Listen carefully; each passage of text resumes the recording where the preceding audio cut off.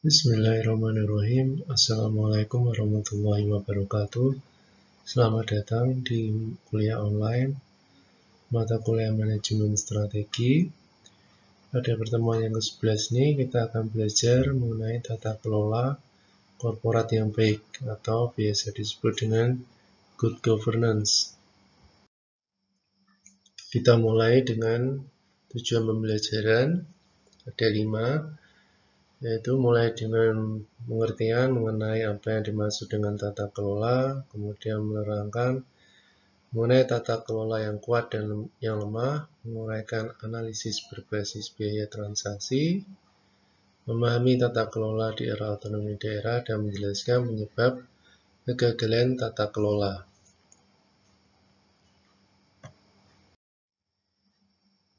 Nah, tata kelola korporat atau good governance.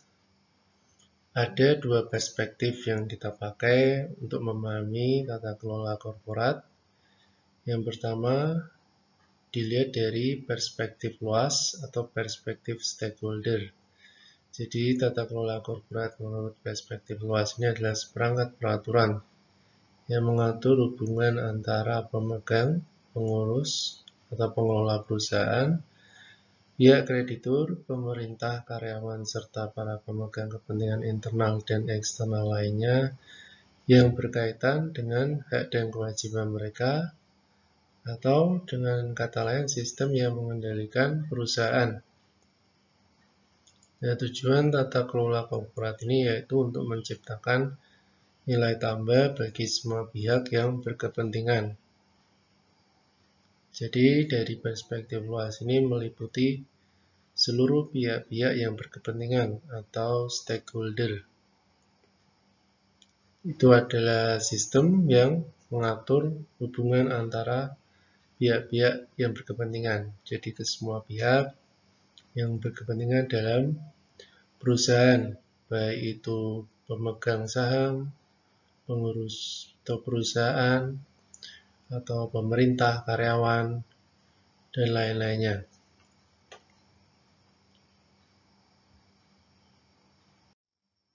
Nah, kemudian dari perspektif sempit atau perspektif shareholder. Ini struktur di mana manajer pada berbagai tingkat organisasi dikendalikan melalui dewan direksi, struktur yang berkaitan, insentif eksekutif, dan skema lainnya. Jadi perspektif sempit ini dilihat dari perspektif shareholder atau pemegang saham utama. Jadi pemegang saham utama ini biasanya ada duduk dalam dewan direksi. Dewan direksi ini mereka yang mengatur nanti bagaimana manajer dalam berbagai organisasi ini harus menjalankan tugasnya sesuai dengan keinginan mereka, sesuai dengan keinginan para pemegang saham atau shareholder. Nah, sistem tata kelola korporat ini terdiri dari berbagai peraturan yang menjelaskan hubungan antara pemegang saham, manajer, kreditor, pemerintah, dan stakeholder yang lain, menjelaskan hak dan kewajiban pihak-pihak tersebut. Kemudian yang kedua, berbagai mekanisme yang secara langsung ataupun tidak langsung menegakkan peraturan tersebut. Jadi utamanya adalah mengenai peraturan-peraturan, bagaimana hubungan itu sebaiknya berjalan atau hierarkinya seperti apa antara pemegang saham, manajer, dan pihak-pihak yang berkepentingan lainnya. Dan ditambah berbagai mekanisme yang perlu ada untuk menegakkan peraturan tersebut. Ya, tata kelola korporat apabila digambarkan akan seperti ini. Jadi ini adalah tata kelola korporat dalam perspektif luas. Di sini meliputi semua pihak yang berkepentingan, baik itu stakeholder maupun shareholder. Jadi ada kreditor, ada pelanggan, ada masyarakat, kemudian kelompok-kelompok lain yang berkepentingan, kemudian ada supplier, ada pemerintah sebagai regulator atau pihak pembuat peraturan. Itu semuanya ada dalam artian luas atau perspektif yang luas. Kemudian perspektif dalam artian sempit ini hanya berkaitan dengan bagaimana manajer ini diatur oleh board of direction ya, atau dewan direksi. Bagaimana dewan direksi ini menginginkan manajer ini harus bekerja seperti apa.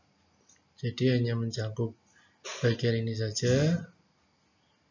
Ya, ada rapat umum pemegang saham, ada board of committee atau dewan komisaris, kemudian board of direction, dewan direksi yang diturunkan langsung kemudian ke manajer-manajer ini. Mereka yang membuat aturan-aturan bagaimana manajer ini harus bekerja.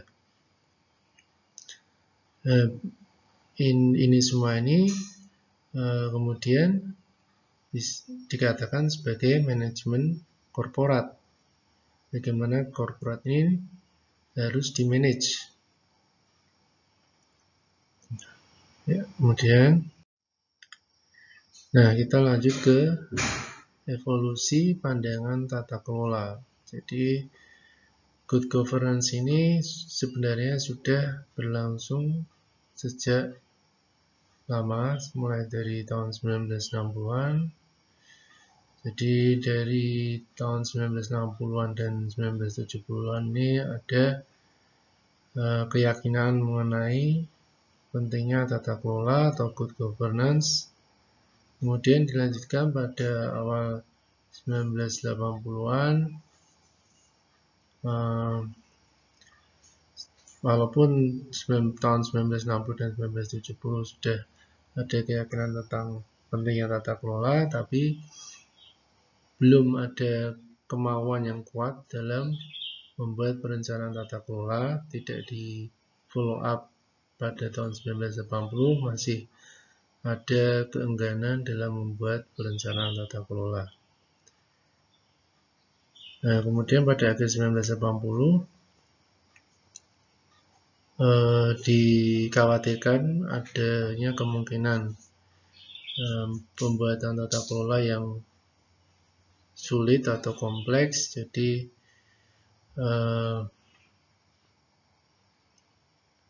tata kelola yang baik memang harus direncanakan sedini mungkin. Kemudian pada tahun 1990-an mulai dicanangkan mengenai self-governance. Jadi di perusahaan-perusahaan mulai mencanangkan adanya kemampuan untuk membuat self-governance yang baik itu seperti apa. Ditambah dengan dari pemerintah juga memberikan arahan-arahan bagaimana supaya perusahaan-perusahaan ini bisa membuat self-governance sebaik mungkin.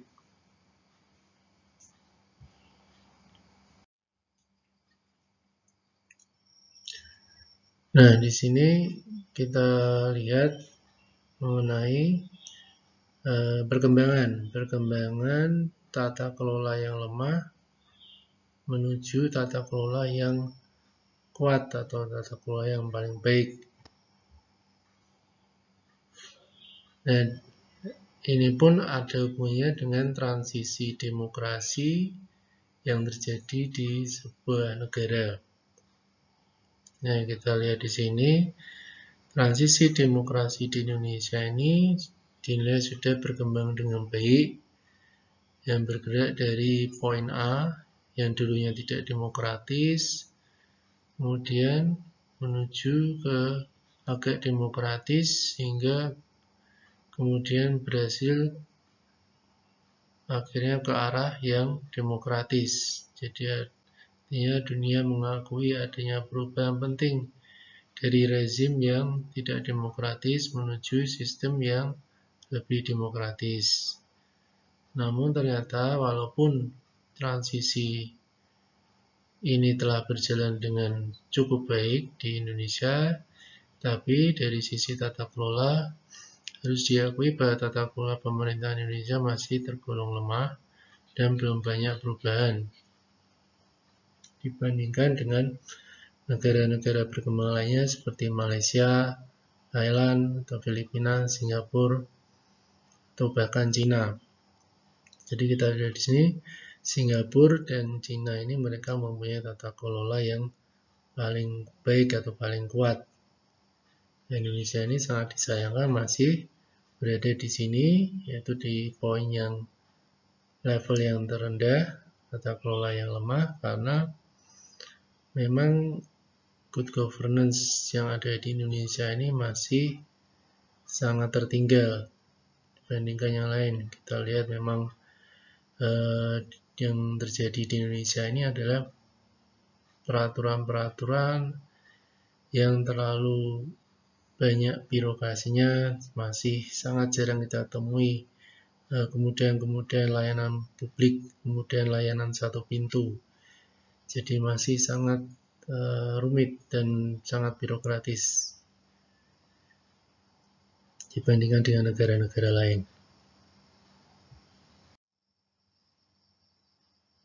Nah, tata kelola yang lemah ini menimbulkan dampak sebagai berikut ya. Kaum miskin tidak bisa mendapatkan akses pelayanan publik yang diperlukan karena yaitu tadi penuh dengan birokrasi yang tidak baik atau birokrasi yang korup. Jadi tata kelola yang lemah ini sangat merugikan kaum-kaum yang orang-orang yang miskin karena mereka benar-benar sangat membutuhkan akses publik yang baik, tapi mereka justru kesulitan untuk mendapatkannya. Jadi kemudian kedua, para investor takut untuk berinvestasi karena sistem keadilannya juga korup juga dalam melaksanakan kontrak, kemudian dikhawatirkan meningkatnya kerusuhan dan tingkat pelanggaran hukum. Good governance yang baik juga berhubungan dengan meningkatnya tingkat kerusuhan atau tingkat pelanggaran hukum karena di sini negara yang mempunyai tata kelola yang lemah, mereka jelas tidak mempunyai hukum yang baik, hukum yang tegas yang bisa diterapkan. Jadi kaum miskin terutama ini sangat dirugikan dengan adanya penegakan hukum pada negara yang mempunyai tata kelola yang lemah.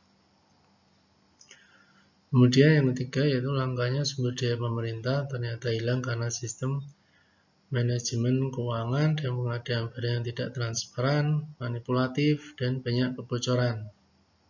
Jadi sumber daya pemerintah banyak yang hilang atau ibaratnya dicuri ya karena sistem manajemennya yang tidak baik atau penuh manipulatif, penuh konspirasi hingga banyak terjadi kebocoran, tidak transparan, jadi sangat buruk.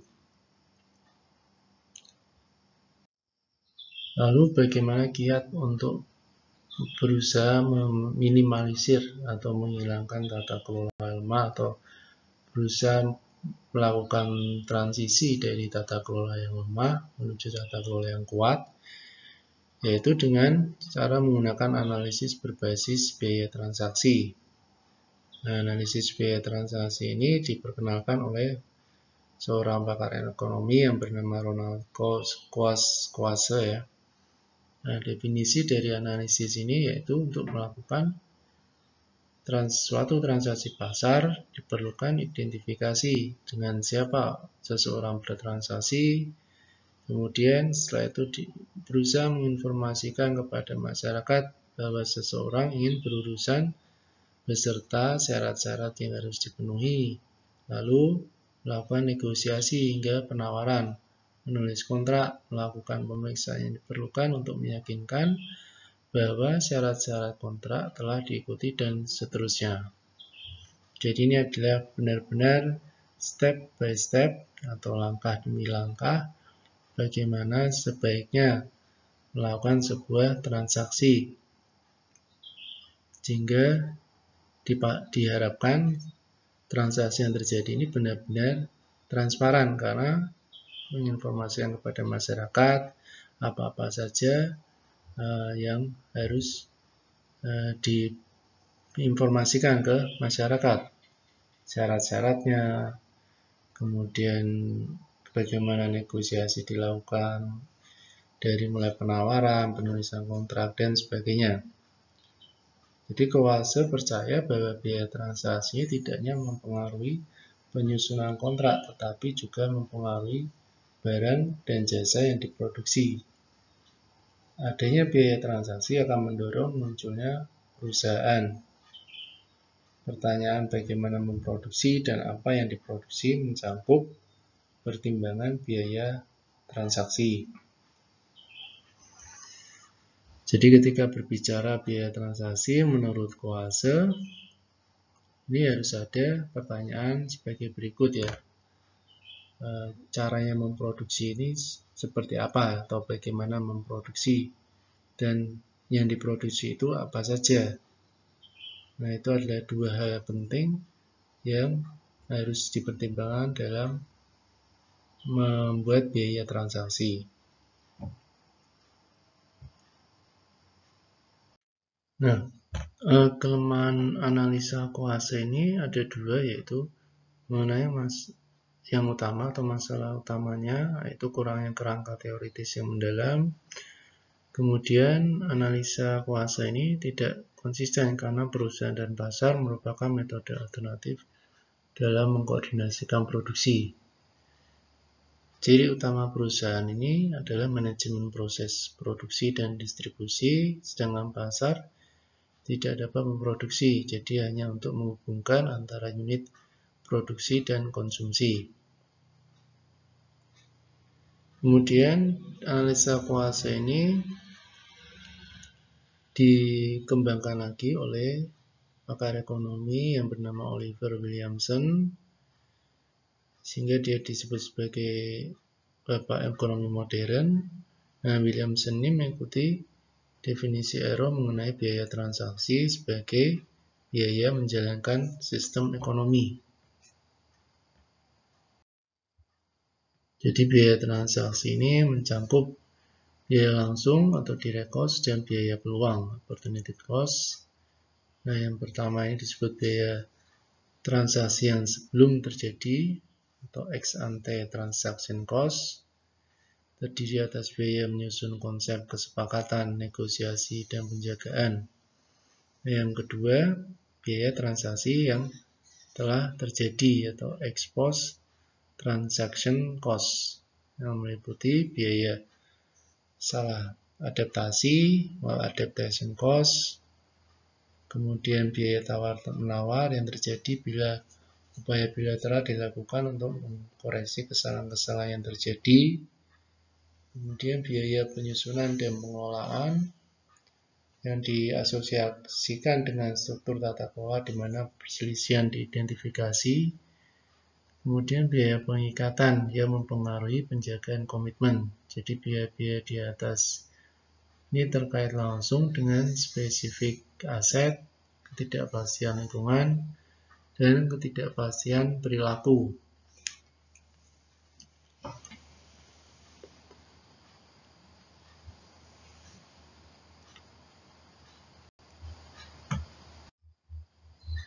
Nah, jika digambarkan atau ditabelkan akan seperti ini, ada sumber biaya transaksi yang digunakan untuk penjagaan spesifikasi aset, untuk ketidakpastian lingkungan, dan ketidakpastian perilaku. Nah, biaya-biaya transaksi ini dibedakan menjadi dua, biaya langsung atau direct cost, biaya opportunity atau opportunity cost. Jadi biaya langsung ini biaya dikeluarkan untuk memelihara atau menjalin penjagaan. Kemudian ada biaya komunikasi, negosiasi, dan koordinasi. Lalu direct cost ini juga untuk melakukan biaya pemeriksaan dan seleksi, biaya pengukuran. Nah, lalu biaya opportunity atau opportunity cost ini digunakan ketika ada kegagalan dalam melakukan investasi, kemudian biaya yang dikeluarkan apabila gagal dalam melakukan adaptasi, kemudian apabila biaya-biaya yang digunakan apabila gagal mengidentifikasi dengan baik mitra-mitra yang sesuai. Jadi ada juga biaya yang digunakan karena kehilangan produktivitas dalam melakukan upaya penyesuaian.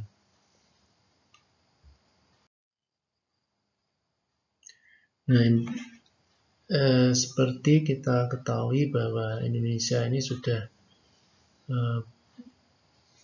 walaupun sudah melakukan tata kelola dengan cukup baik, tapi masih terdapat kelemahan-kelemahan dan kekurangan, terutama tata kelola yang terjadi di era otonomi daerah.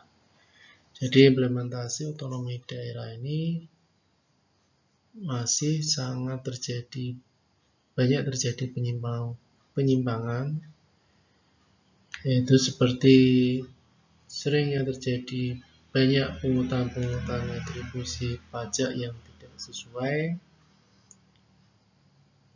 dan tidak terjadi peningkatan pelayanan publik yang maksimal atau yang optimal. Banyak sekali akses publik yang masih sangat kurang, tidak berjalan dengan baik, masih sangat birokratis, tetapi sangat sering terjadi pungutan retribusi pajak yang tinggi yang tidak perlu, sehingga masyarakat jelas di sini sangat dirugikan, terutama kaum atau masyarakat yang miskin.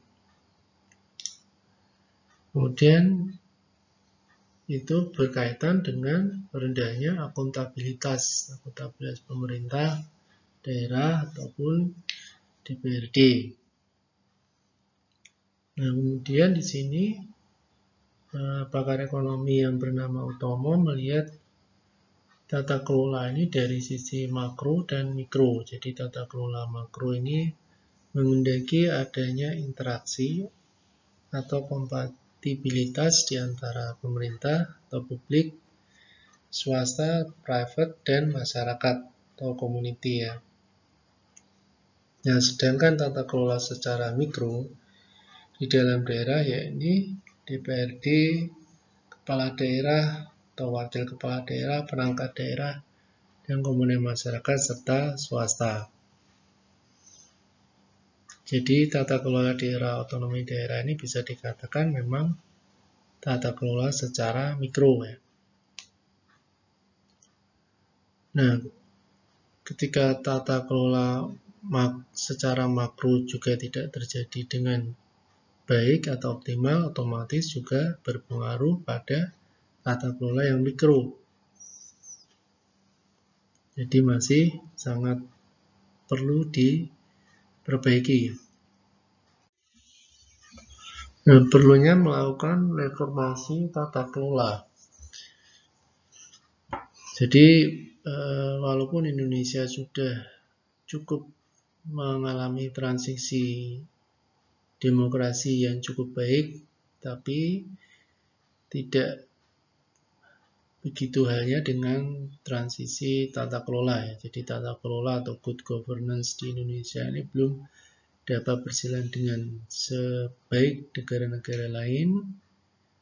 Nah, bagaimana caranya untuk melakukan reformasi? Jadi di sini ada 3 poin penting, yaitu yang pertama mengubah sumber pertumbuhan ekonomi yang banyaknya ditopang oleh konsumsi menjadi digerakkan oleh investasi dan ekspor. Jadi bagaimana cara untuk menggalakkan investasi dan ekspor? Perlunya adanya perbaikan iklim bisnis atau investasi, reformasi layanan investasi, penyederhanaan sistem dan perizinan, dan mengurangi berbagai pungutan yang tidak perlu atau tumpang tindih, dan yang penting transparansi biaya perizinan, reformasi peraturan. Nah, itu Kita tahu sering terjadi bahwa ada ketidaktransparan mengenai biaya-biaya yang harus dikeluarkan untuk berinvestasi. Jadi uangnya harus dikeluarkan sekian jumlahnya, tapi tidak jelas untuk apa. Nah, ini harus dirubah aturan-aturan seperti ini. Kemudian yang kedua, menjadikan para birokrat dan pejabat baik pusat maupun daerah sebagai fasilitator bagi dunia bisnis. Nah, ini perlunya para pejabat-pejabat atau para birokrat ini untuk berperan aktif dalam upaya menghilangkan grease money atau uang pelicin ya, uang pelicin yang sering digunakan untuk menyuap atau uang suap. Ini harus dihilangkan. Nah, diperlukan rencana reformasi yang komprehensif dan berjangka menengah setidaknya 5 tahun ke depan. Jadi, ketika ingin melakukan reformasi tata kelola atau good governance tidak bisa hanya dalam jangka pendek, semuanya harus diatur, di planning, direncanakan dengan baik, setidaknya bisa diterapkan dalam 5 tahun ke depan.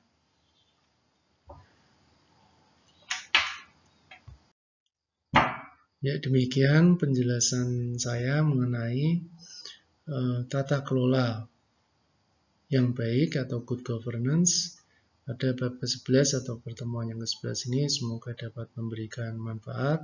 Terima kasih. Wassalamualaikum warahmatullahi wabarakatuh.